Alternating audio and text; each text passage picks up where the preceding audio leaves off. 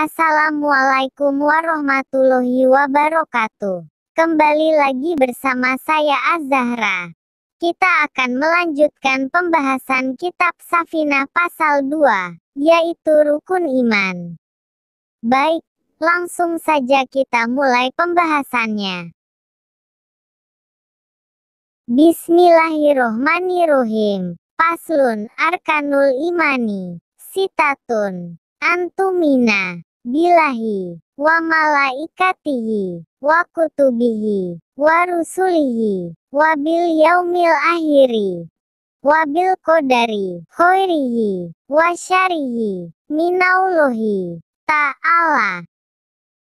Bismillahirrohmanirrohim. Faslun, adapun ini adalah sebuah pasal. Arkanul imani, adapun rukun iman itu.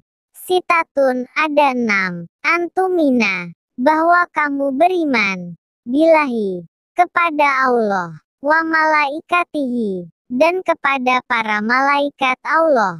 Wa kutubihi, dan kepada kitab-kitab Allah.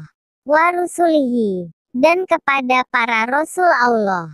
Wa bil yaumil akhiri, dan kepada hari akhir, hari kiamat. Wa bil qadari, dan kepada ketentuan, takdir.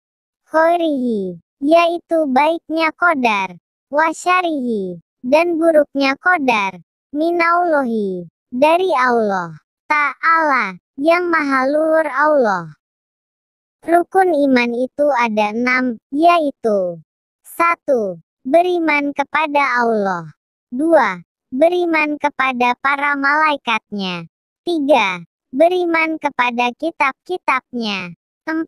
Beriman kepada para rasulnya.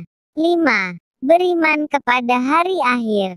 6. Dan beriman kepada ketentuan Allah, yaitu baik dan buruknya takdir dari Allah. Adapun dalil ke-6 dasar iman di atas ini ialah sabda Nabi kita Muhammad Shallallahu Alaihi Wasallam yang diriwayatkan oleh sahabat Umar radhiyallahu anha. Sebagai yang terkutip oleh Imam Nawawi di dalam kitab Arba'in, ketika Gusti Nabi Muhammad diminta menerangkan apakah iman itu.